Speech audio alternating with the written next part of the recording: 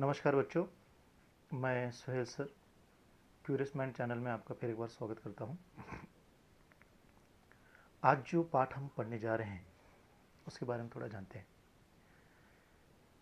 मनुष्य के जीवन में पूरी फैमिली में, पूरे परिवार में माता और पिता के बाद अगर कोई महत्वपूर्ण व्यक्ति होता है तो वो होता है बड़ा भाई, जो एक पिता की जो जिम्मेदारी पिता के पश्चात निभाता है वो होता है बड़ा भाई। आज हम जो देखने जा रहे हैं उस पाठ का नाम है बड़े भाई साहब, जिसके लेखक हैं मुंशी प्रेमचंद। आज हम इसको जानेंगे बड़े विस्तार से।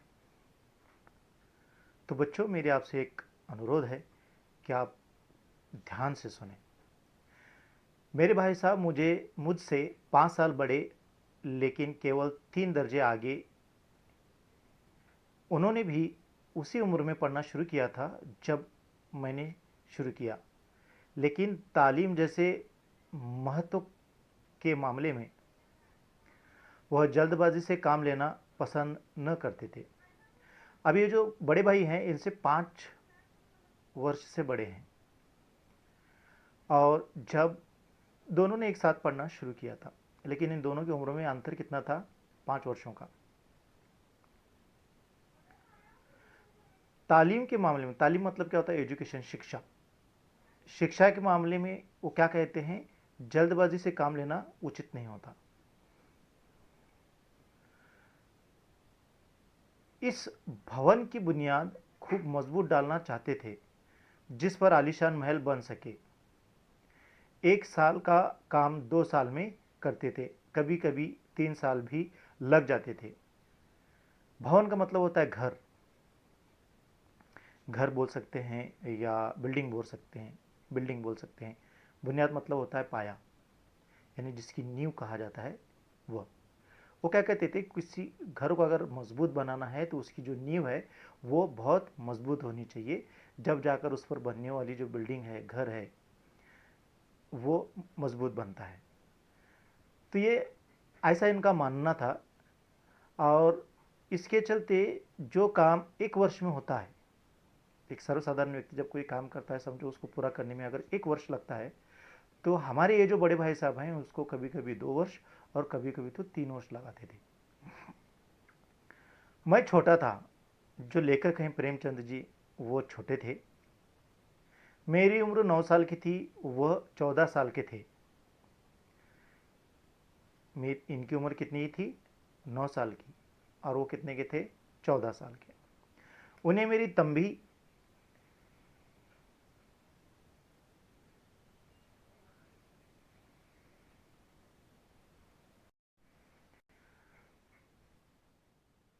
और निगरानी का पूरा और जन्मसिद्ध अधिकार था, और मेरी शालीनता इसी में थी कि उनके हुक्म को कानून समझूं।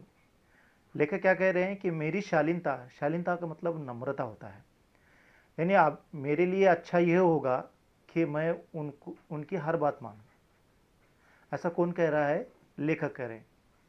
वह स्वभाव से बड़े अध्ययनशील थे, हरदम किताब खोले बैठे रहते। अध्ययनशील का मतलब होता है पढ़ाई करने वाला, यानी जिसको पढ़ाई से बहुत ज़्यादा लगा हो, जो हमेशा किताबों में रहता हो। किताबों में रहता है मतलब यानी ज़्यादा से ज़्यादा शिक्षा की ओर ध्यान केंद्रित करते हुए, पढ़ाई की ओर ध्यान करते वक्त बिजी रहने वाले। हरदम किताब खोले बैठे रहते, और शायद दिमाग को आराम देने के लिए कभी कॉपी पर, किताब के हाशिए पर चिड़ियों, कुत्तों, बिल्लियों की तस्वीरें बनाया करते थे। अब ये देखो, ये जो कुछ जुमले हैं, यानी क्या? वो बड़े अध्ययनशील थे, हरदम किताब खोले बैठे रहते थे, और शायद दिमाग को आराम देने के लिए कभी कभी कॉपी पर, किताब के हाशियों पर चिड़ियों, कुत्तों, बिल्लियों की तस्वीरें बनाया करते थे। अभी एकक मार्क के लिए इन प्रश्नों को पूछा जा सकता है कि बड़े भाई साहब जब पढ़ाई कर कर के बोर हो जाते, उनको कंटाला आ जाता, तो वो क्या करते थे? तो उसका जवाब आपको समझ में आना चाहिए कि वो क्या करते थे। कभी कभी हाशियों पर चिड़ियों, कुत्तों, बिल्लियों की तस्वीरों बनाया करते थे। कभी कभी एक ही नाम या शब्द या वाक्य 10-20 बार लिख डालते। कभी एक शेर को बार बार सुंदर अक्षरों में नकल करते। शेर मतलब होते पोएट्री। बार बार लिखते, 10 से 12 बार लिख डालते किसी चीज़ों को, जो उनको एक ही सेंटेंस को जो उनको अच्छा लगे या उनके हिसाब से लगे लिखते थे। कभी ऐसी शब्द रचना करते जिसमें न कोई अर्थ होता न कोई सामंजस्य।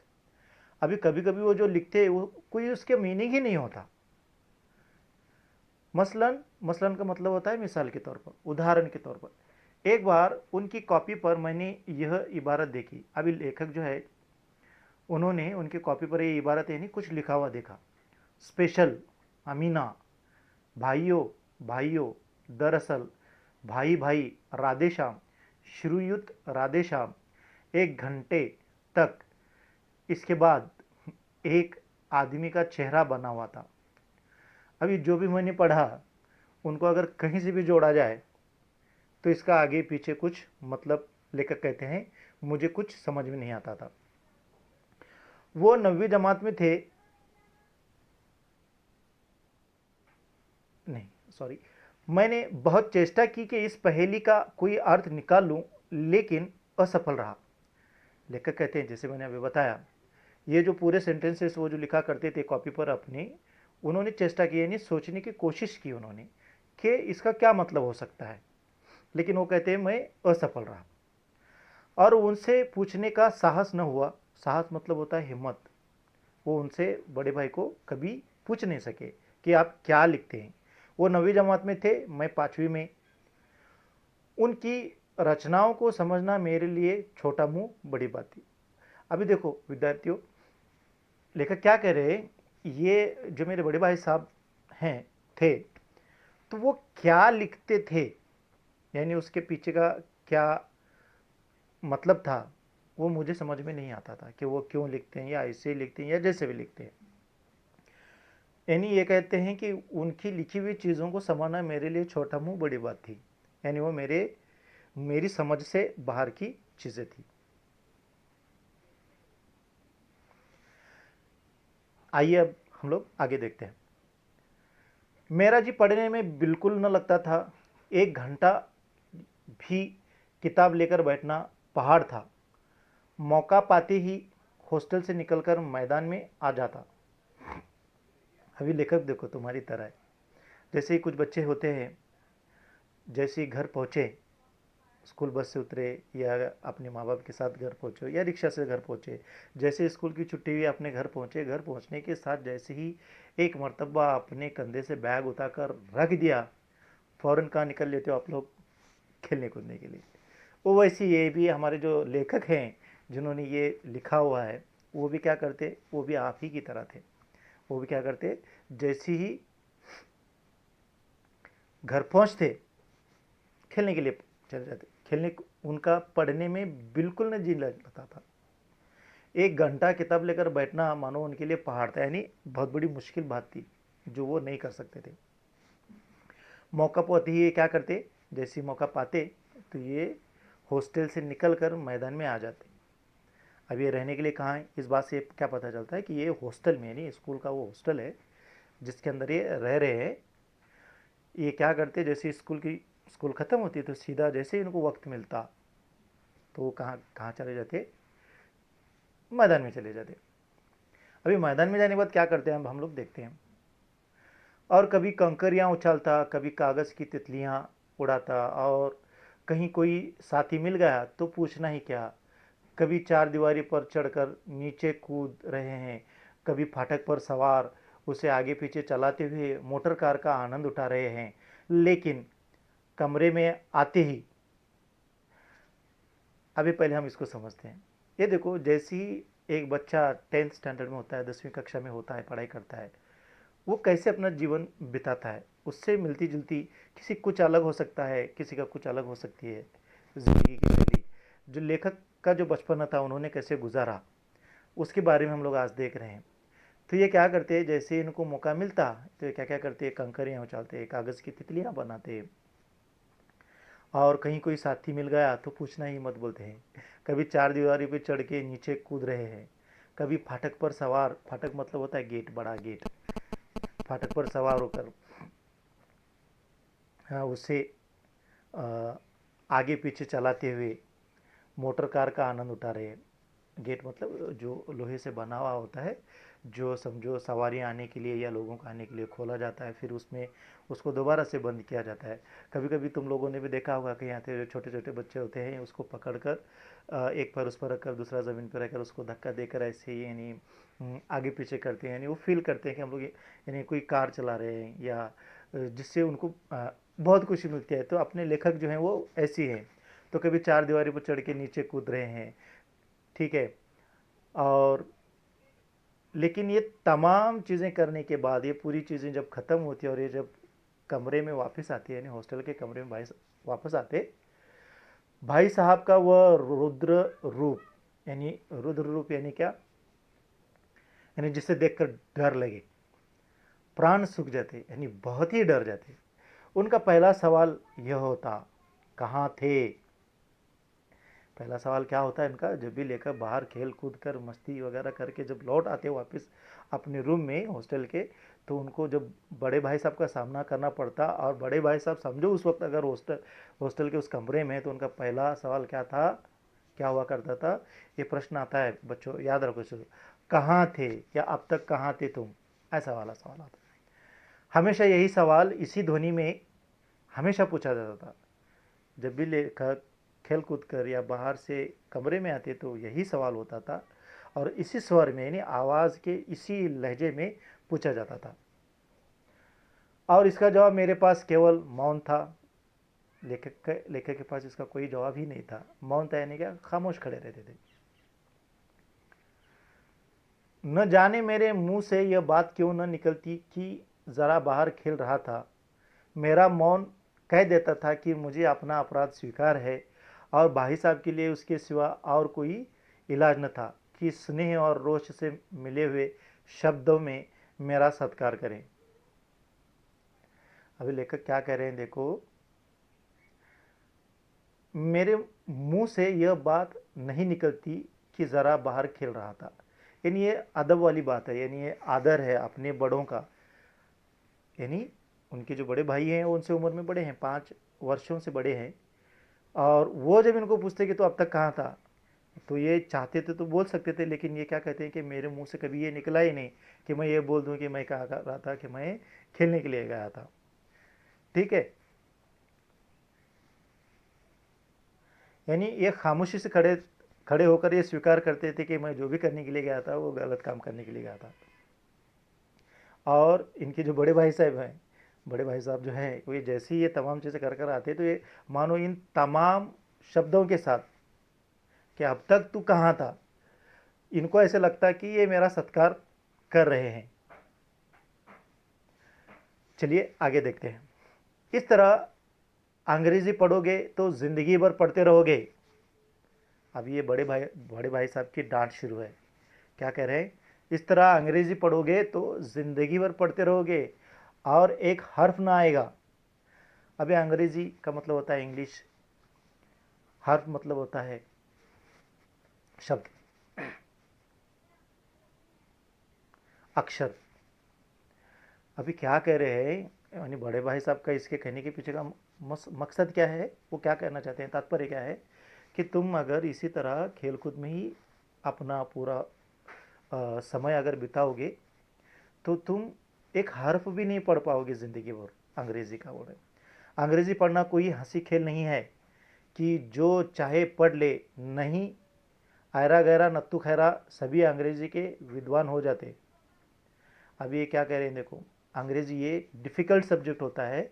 यानी बड़े भाई साहब का कहना ये है कि तुम्हारा ध्यान पढ़ने की तरफ होना चाहिए। अभी इन्होंने सबसे पहले एक विषय का इस पर बात की है, तो उन्होंने क्या कहा बड़े भाई साहब ने कि अंग्रेज़ी ये जो है वो आसान विषय नहीं है, आसान विषय नहीं है, ये बहुत ही कठिन है। अरे गहरे नत्थु खैरे का काम नहीं है, यानी ये किसी भी सहज व्यक्ति का काम नहीं है जो इसको ऐसे ही तुम जैसे कर रहे हो कि खेल कूद रहे हो और परीक्षा दे दी और पास हो गए। अगर ऐसे होता तो अंग्रेज के कोई भी ऐसा ही व्यक्ति अंग्रेजी का बहुत बड़ा विद्वान हो जाता है, कह रहे। यहाँ रात दिन आंखें फोड़नी पड़ती हैं और खून जलाना पड़ता है, तब कहीं यह विद्या आती है। यहाँ पे रात दिन आंखें फोड़ना है मतलब क्या होता है? अपनी आंखों को फोड़ लेना नहीं, ये मुहावरा है। रात दिन आंखें फोड़ना मतलब रात दिन किसी चीज़ की पढ़ाई करना, अपनी पढ़ाई करना, तैयारी करना, शिक्षा की तैयारी करना, जो भी अपना अभ्यास है उस चीज़ की, जो भी किताबें हैं, जो भी पुस्तकें हैं, उनका अभ्यास करना, रात दिन उसी में लगे रहना। खून जलाना पड़ता है, खून जलाना पड़ता है नहीं, क्या किसी और चीज़ की तरफ ध्यान न देते हुए किसी एक चीज़ की तरफ ध्यान केंद्रित करना, वहाँ पे अपनी पूरी भावनाओं को मारना। कोई अच्छी चीज़, जैसे कि अभी लेखक पढ़ाई छोड़कर खेलने कूदने के लिए जा रहे हैं, ठीक है, तो ये अपनी उस अच्छी चीज़ को, बड़े भाई साहब यानी वो भी चाहते तो खेल सकते थे, लेकिन वो क्या कर रहे हैं, मैं उस चीज़ को नज़रअंदाज करके, यानी उसकी तरफ ध्यान न देते हुए, यानी तकलीफ होती है ना, अगर आप समझो आप खेलना चाह रहे हैं, क्रिकेट खेलना चाह रहे हैं, और आपके आपके पेरेंट को बोले नहीं अभी आप अभी मत खेलो, अभी पहले स्कूल का होमवर्क करो या जो भी है वो स्टडी करो, बाद में खेलो। तो ऐसा मैंने नहीं किया बोलते हैं, जो तुम कर रहे हो, तो क्या करना पड़ता है, दिन रात आके फोड़नी पड़ती हैं, खून जलाना पड़ता है, तब कहीं यह विद्या आती है। और आती क्या है, हाँ कहने को आ जाती है।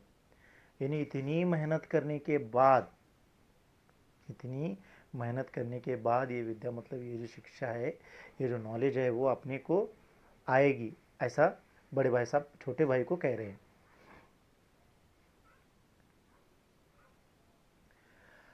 हाँ कहने को आ जाती है, बड़े बड़े विद्वान भी शुद्ध अंग्रेजी नहीं बोल पाते, नहीं बोल सकते, नहीं लिख सकते, बोलना तो दूर रहा। और मैं कहता हूँ तुम कितने घोंगा हो कि मुझे देखकर भी सबक नहीं लेते। मैं कितनी मेहनत करता हूँ यह तुम अपनी आँखों से देखते हो, अगर नहीं देखते तो यह तुम्हारी आँखों का कसूर है।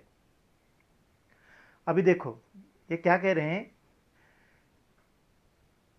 कि तुम कितने घोंगा हो, यानी तुम कितने कम अकल हो कि मुझे देखकर भी, यानी अपने बड़े भाई को भी देखकर तुम ये नहीं समझ रहे। बड़े भाई वो अपना उदाहरण क्यों दे रहे हैं, क्योंकि वो स्कूल, स्कूल के बाद हॉस्टल की रूम, हॉस्टल रूम में सिर्फ पढ़ाई, सिर्फ खाने पीने के लिए, जब नेसेसरी चीज़ों के लिए बाहर जाना पड़ता है सिर्फ उतने कामों के लिए बाहर जाते, उसके अलावा सिर्फ पढ़ाई करते। तो वो अपना उदाहरण देते हुए भाई को क्या समझा रहे हैं कि तुम कितने कम अकल हो कि तुम मुझे देखकर भी नहीं सीख पा रहे हो कि मैं अपनी आँख, यह तुम अपनी आँखों से देखते हो, अगर नहीं देखते तो यह तुम्हारी आँखों का कसूर है। तो क्या बोल रहे, अगर तुम देखकर भी अगर नज़रअंदाज करना चाहते हो या इग्नोर करना चाहते हो तो ये तुम्हारी आँखों का कसूर है बोलते हैं, तुम्हारी बुद्धि का कसूर है। इसमें अभी वो क्या बोल रहे हैं, तुम्हारी बुद्धि मतलब तुम्हारी अकल का भी कसूर है। इतने मेले तमाशे होते हैं, मुझे तुमने कभी देखने जाते देखा है? अभी उस वक्त, आज जैसे हम लोग समझो क्या है, मोबाइल हाथ में लिए, क्या है, यूट्यूब में गए तो हम लोग, हमको जो चाहिए हम लोग देख सकते हैं। उस वक्त क्या होता था, इंटरटेनमेंट के लिए मूवीज़ भी अगर देखना चाहो तो जहाँ पे थिएटर हो वहाँ तक तुम लोग जाओ, फिर वहाँ पे टिकट निकालो, बैठो और देखो, ठीक है। तो यहाँ पे अभी लेखक क्या कहते हैं, इनके दौर में ऐसा नहीं था, ज़्यादा कुछ इंटरटेनमेंट की चीज़ें नहीं थी। इंटरटेनमेंट यानी क्या, खेलना कूदना। दूसरा, मेले तमाशे, मेले जो आज भी आ जाते हैं, साल में एक मरतबा, 6 महीने में एक मरतबा, जब जहाँ पे भी लगने हो, जहाँ पे झूले आते हैं, खेलने कूदने की चीज़ें होती हैं, बहुत सारे स्टोर होते हैं, दुकानें होते हैं जहाँ पे बच्चे जाकर चीज़ें खरीद सकते हैं।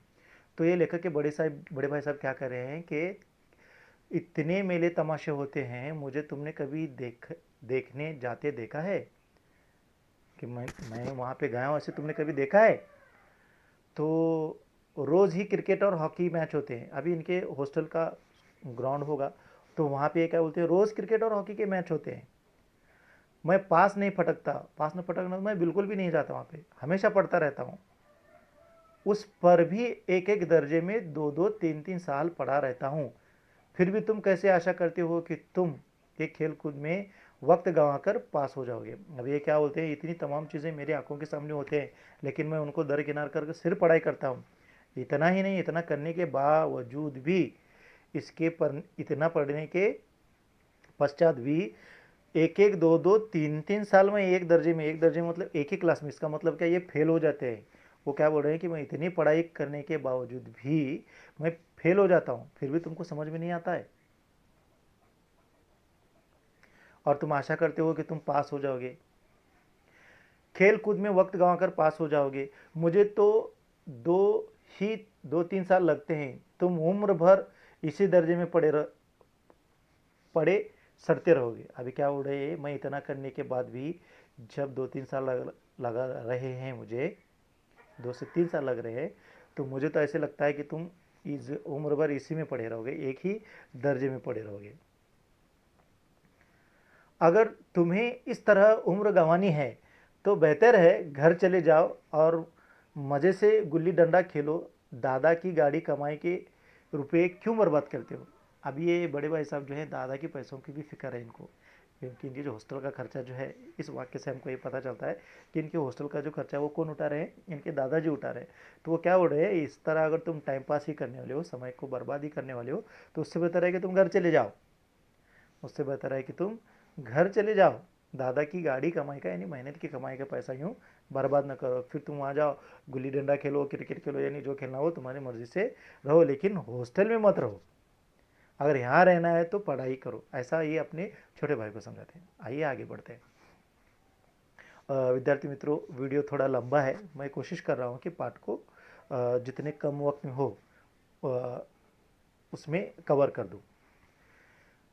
मैं यह लताड़ सुनकर आंसू बहाने लगता। अब ये लताड़ यानी इनकी जो डांट है बड़े भाई साहब की, सुनकर छोटे भाई की आंखों में आंसू आ जाते।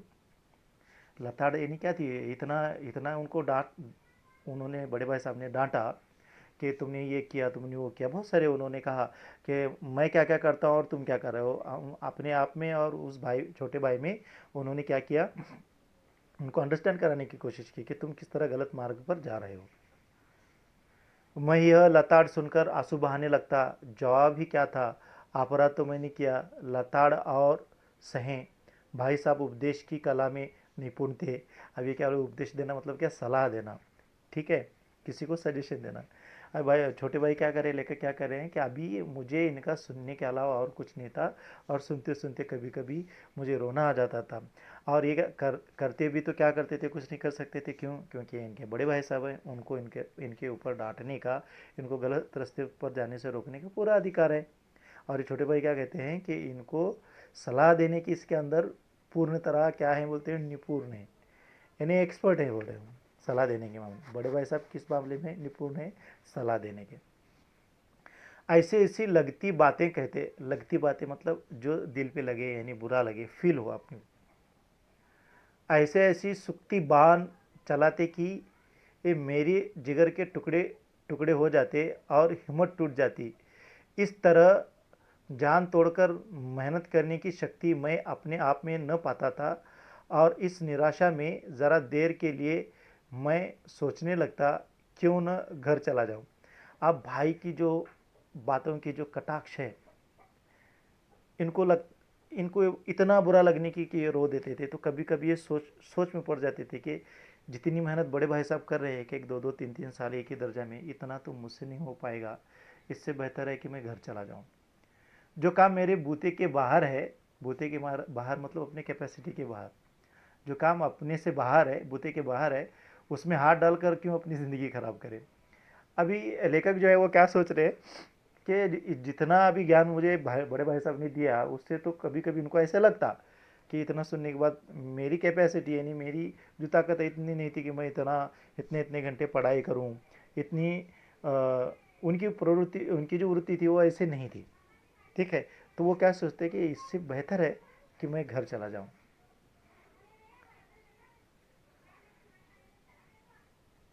लेकिन उतनी मेहनत से मुझे तो चक्कर आ जाता था, लेकिन घंटों 2 घंटे के बाद निराशा के बादल फट जाते, और मैं इरादा करता कि आगे से खूब जी लगाकर पढ़ूंगा।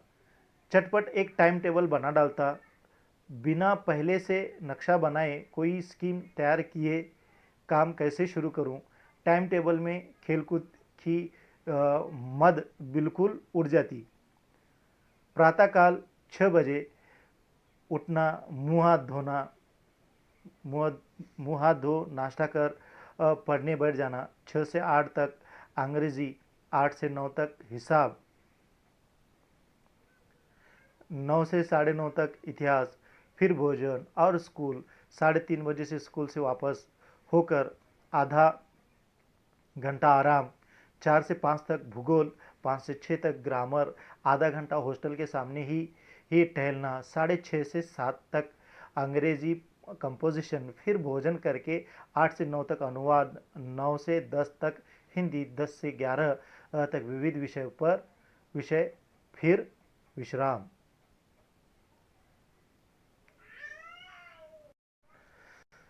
जब बड़े भाई साहब की लेखक की डांट फटकार खत्म हो जाती तो उसके 2-3 घंटों के बाद, जब ये जो माहौल में से गुजरने के बाद ये तय करते हैं कि अब क्या करेंगे, अब एक टाइम टेबल बनाएंगे।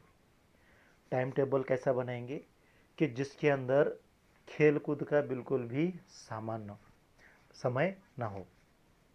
खेल कूद का बिल्कुल भी कोई समय ना हो, सिर्फ पढ़ाई पढ़ाई पढ़ाई। जैसा कि विश्लेषण में अभी हम लोगों ने देखा, क्या प्रातःकाल 6 बजे उठना, मुंह हाथ धो नाश्ता करना, फिर 6 से 8 तक अंग्रेजी, 8 से 9 तक हिसाब, 9 से 9:30 तक इतिहास, फिर भोजन और स्कूल। 3:30 बजे से स्कूल से वापस होकर आधा घंटा आराम, 4 से 5 तक भूगोल। इस प्रकार इन्होंने सब कुछ बना तो लिया है। देखते हैं कि अभी आगे इस पर अमल करते हैं, पूरी तरीके से इसका इस्तेमाल करते हैं, इस पर पूरा उतरते हैं या नहीं उतरते। ठीक है। हो सकता है विद्यार्थी मित्रों तुम में से भी कोई ऐसा हो जो छोटे भाई साहब जैसा हो सकता है तुम में से ऐसा भी कोई हो कि तुम में से बड़े भाई साहब जैसा हो सकता है, होने को तो कुछ भी हो सकता है। चलो आइए आगे देखते हैं।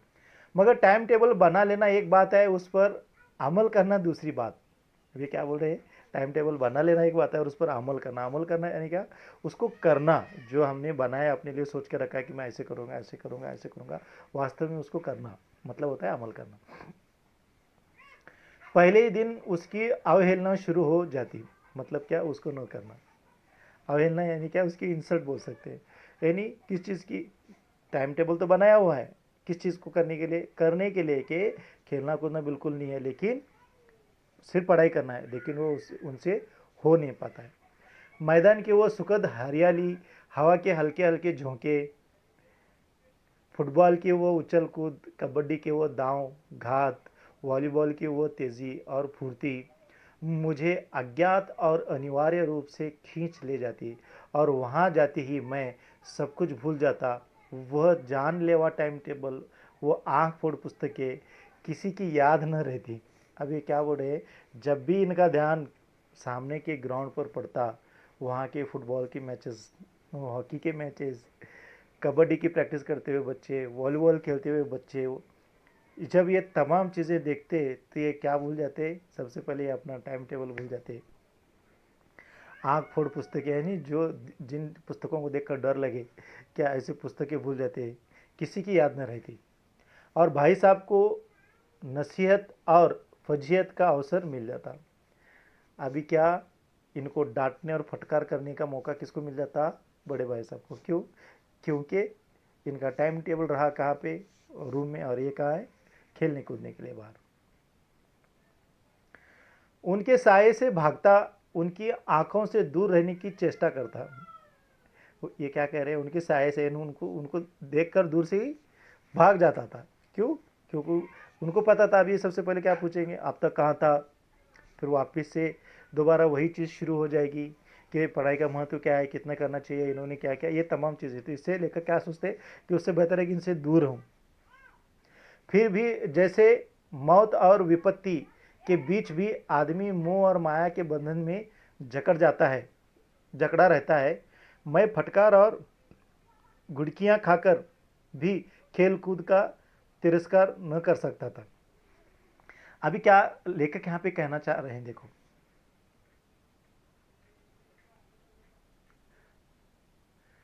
हमेशा सिर पर एक सॉरी विद्यार्थी मित्रों, एक लाइन रह गई। उनकी आंखों से दूर रहने की चेष्टा करता, कमरे में इस तरह दबे पांव आता कि उन्हें खबर न हो। उनको उनकी नज़र मेरी ओर उठी और मेरे प्राण निकले। हमेशा सिर पर एक नंगी तलवार सी लटकती मालूम होती। फिर भी जैसे मौत और विपत्ति के बीच भी आदमी मोह और माया के बंधन में जकड़ा रहता है। लेखक जो है बाहर खेल कूद कर इन तमाम बड़े भाई से बचने की कोशिश करते हुए अपने रूम तक आ जाते हैं, दबे पांव अंदर घुसने की कोशिश भी करते हैं क्या, लेकिन उनकी नज़र मेरी ओर उठी और मेरे प्राण निकले। वो ऐसे जैसे उन्होंने देखा उनकी तरफ। मिसाल के तौर पर समझो, तुम स्कूल से आए हो और खेलने कूदने के लिए गए हो, और जैसे तुम आए हो और आने से पहले तुम्हारे पिताजी है या जो तुमको पढ़ाई के बारे में बोलते हैं वो तुम्हारे सामने दिखे और वो तुमसे बड़े, तो मानो जैसे डरते हैं, वो वाला सीन यहाँ पे क्रिएट हो जाता है लेखक से। उनकी नज़र मेरी ओर उठी और मेरे प्राण निकले। हमेशा सिर पर एक नंगी तलवार सी लटकती मालूम होती। सिर पर नंगी तलवार लटकते रहना का मतलब क्या होता है, हमेशा एक प्रॉब्लम, क्या हमेशा यानी किसी चीज़ का डर लगे रहना क्या।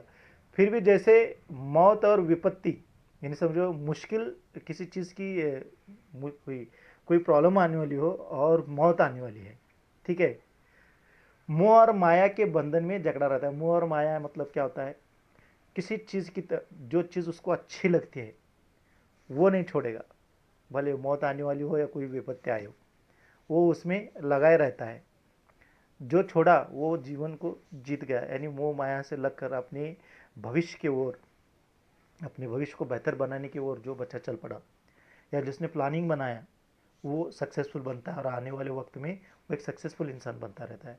लेकिन जो मोह माया में, यहाँ पे मोह माया का मतलब क्या है, यानी एक विद्यार्थी के जीवन में मोह माया का मतलब यही है कि उनके लिए उनके ज़िंदगी में एक ही चीज़ महत्वपूर्ण होनी चाहिए, वो उनकी पढ़ाई।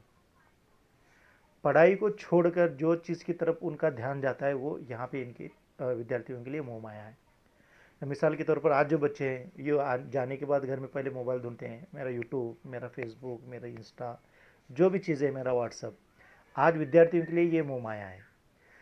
हमें क्या करना चाहिए, एक विद्यार्थी के रूप में हमारे माँ बाप हमको जो पढ़ा रहे हैं, हमारे माँ बाप जो हमको पढ़ा रहे हैं, कितना कष्ट लेकर हमारी स्कूलों की फीस भर रहे हैं, हमारे ऊपर कितना खर्चा कर रहे हैं, आने जाने के लिए बसों का अरेंजमेंट कर रहे हैं, जिनके लिए बसों की नहीं, कुछ बच्चों के लिए पेरेंट अपना वक्त निकाल कर कार से छोड़ते हैं, जिनके पेरेंट नौकरी पर हैं, जिनके पेरेंट बाहर हैं, वो अपने बच्चे के लिए अरेंजमेंट तो करते हैं स्कूल से आने जाने का, उनके खाने पीने। बच्चों की जो माएँ हैं, तुम्हारी जो माएँ हैं, तुम्हारे लिए जो टिफ़िन बनाती हैं, सुबह 4-4 5-5 बजे उठ कर तुम्हारा टिफ़िन बनाओ, तुम्हारे लिए रोज़ाना फ्रेश सब्ज़ी बनाओ, फ्रेश खाना बनाओ, तुम्हारा टिफ़िन तैयार करके, तुम्हारे कपड़े प्रेस करके, कहीं कहीं माएँ ये चीज़ें करती हैं, कहीं माँ बाप दोनों मिलकर करते हैं, बाप माँ, घर के बड़े बुजुर्गों का सबका योगदान होता है एक बच्चे की पढ़ाई को पूरा करने में। विद्यार्थी को क्या करना है, सिर्फ पढ़ाई पर फोकस करना है, पढ़ाई पर ध्यान केंद्रित करना है और अपने भविष्य को उज्जवल करना है।